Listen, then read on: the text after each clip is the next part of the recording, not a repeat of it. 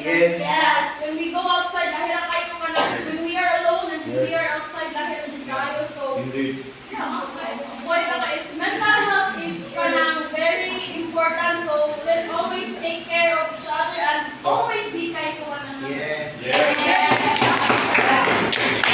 You have your key points. So, when you say emotional disturbance, we need to show that emotionally and very emotionally and stable and emotionally stable.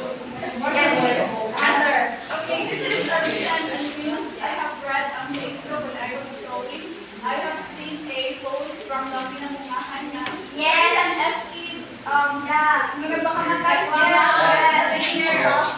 I was thinking na, oh my God, SE, magiging siya. Na siya is stable or I guess financial stable, kaya siya is stable or honorarium. So, I can say nga, usually I kakadjudge. So, somehow, we're enjoying siya and stand within her feet na kaya niya. So, in that point, hanggang today ay na po ang socialization, advice from our close friends or very good, miss. So when we say emotional disturbances, it is very just rampant nowadays without the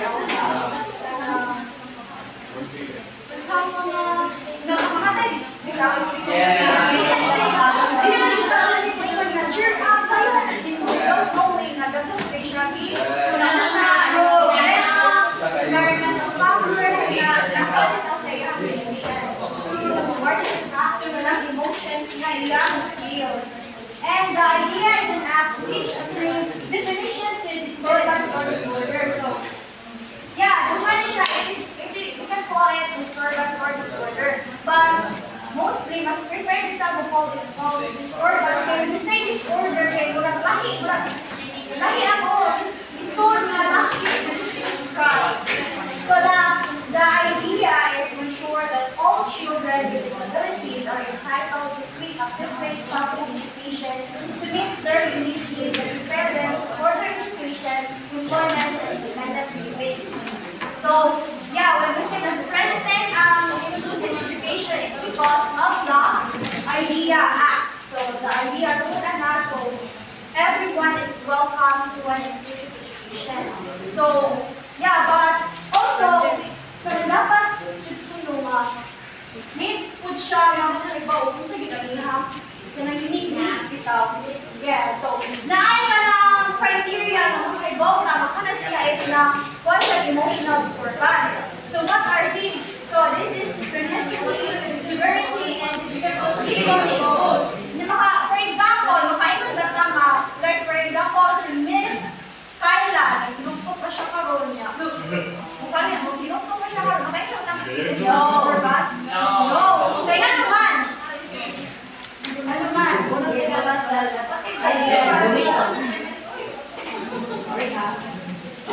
Filipinos. So, ano, makaingon na ka, magdugtog pa siya karoon. Pinatang na yung emotional disturbance. Ano siya yung emotional disturbance? So, yung emotional disturbance is nature naman especially when walang thinking of something like natin ginahan kanang natin ginahan kanang buhangin na rin kanang magkuhan na rin ka kanang some din ko magbayad sa oras para magkuhan na sa oras. So very good, miss. So when na makaingon nga ka na siya nagkuhan siya emotional disorder. Yes, miss. Aside sa kanang okay na sila, also is kanang yung maka-detect ka, maka-notice na kanang siya is like na siya ikakakta mga signs na suicidal, like palitan mga share ko sabay sa suicide, and then kanang iyang mga palitan na siya kanang mga part 1 may diri ba? Very common na kanang mag-part, last, my day, yung pinaka-size.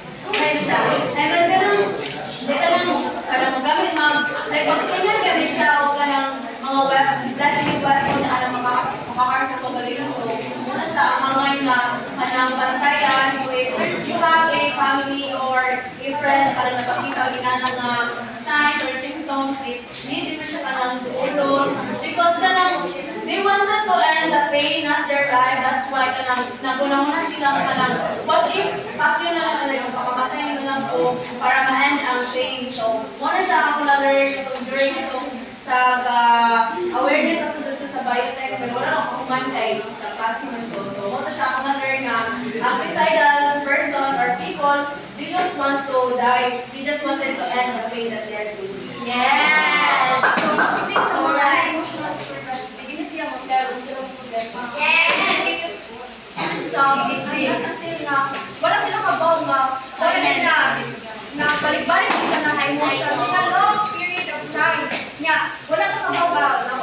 Naman severe nga, to the point nga magkuha ng deadly weapons, nag-share tools, about and also, that's typical things. So, panalitan, high na siya mga estudyante na labos sa punto nga nagdugay, nagkahinay daw siya, and then nagdugay sila, and then kanang severe emotionally, and that's the time na we can call na nalagyan siya emotional disturbance. So next is, we have two characteristics of emotional disturbance. So, for you, unsa man ni?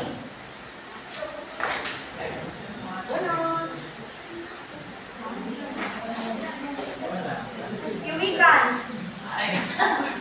Unsay ang two dimension o paminan mo unsay two dimension sa emotional disturbance? Sa emotional Disturbance. Say dimension.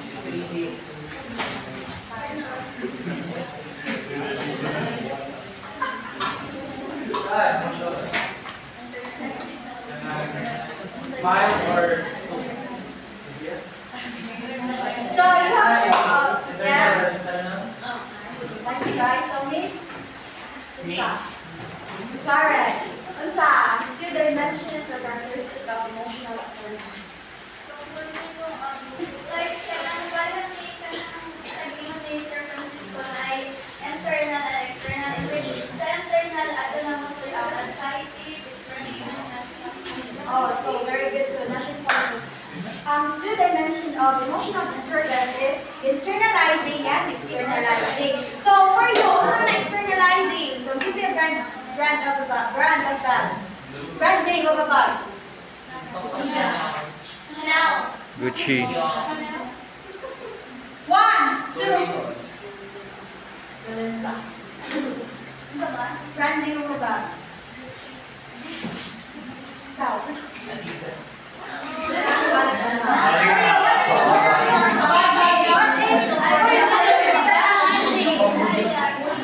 Externalizing. Yes.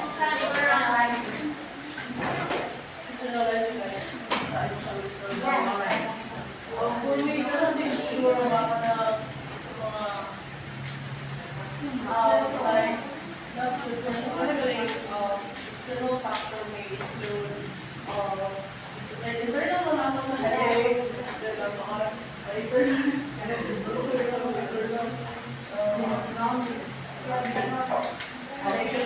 outside. Yeah, so Kaya na po ng konti na rin na injury, mga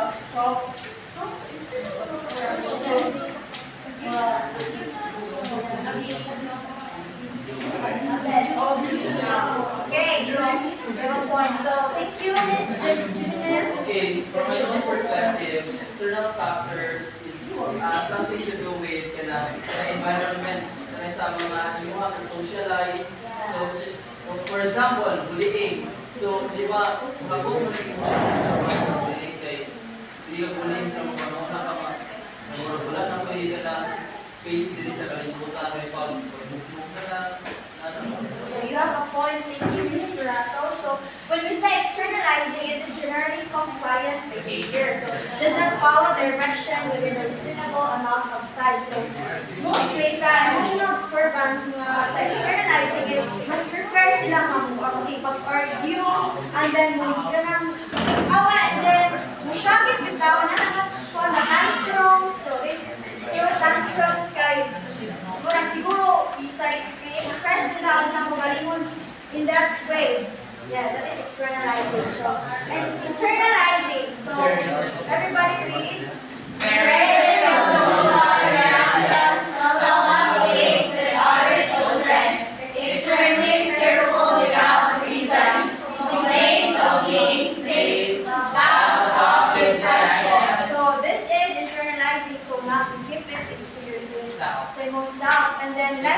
social interaction na niya, hindi siya ganahan na i-play sa laing bata or sa laing tao, and yeah, they don't want nga makayo ba nga, basta i-judge or kung nila ni kay Pupulong kayo, share ko sa kung may problema or sa emotions na ko hindi niya feel. So, the next one is we have biological factors. So the three is yakabok. So brain disorder is abnormal brain development or brain injury. So isa sa factors sa emotional disturbance ng brain injury is ang development.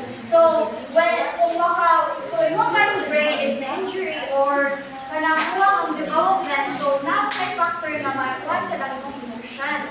So sa lang yung sa mga emotions, serotonin, dopamine, endorphin. So if napakay brain disorder or also genetics, so makakuha din na sa genetics natin na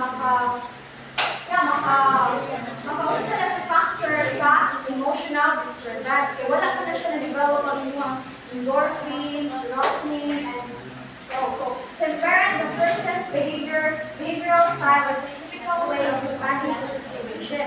So na may mga tao nga ang ilang pag-respond sa situation is kanang mura di ka na sila magaling ba nga like rude na nakita mga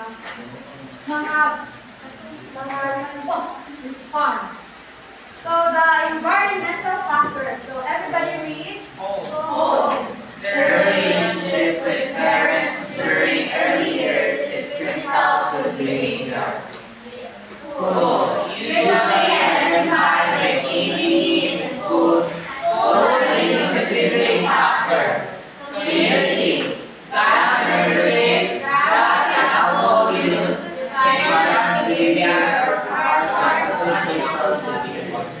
So, sa daming ba, so, isa yun ang grabe na factors sa emotional disturbance is environmental.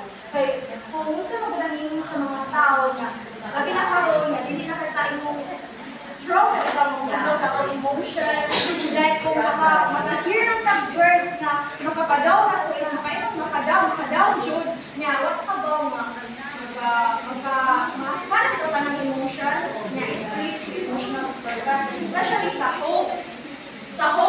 So when you say home, ang imuha, so wala ka ba kapag nagdiro mo sa problem sa inyong balay, and then you don't know how to handle it bitaw kay lagi inyong parents kaaway, and then isang nakaayo i-cope up kung saan, and school is mostly ang school is mga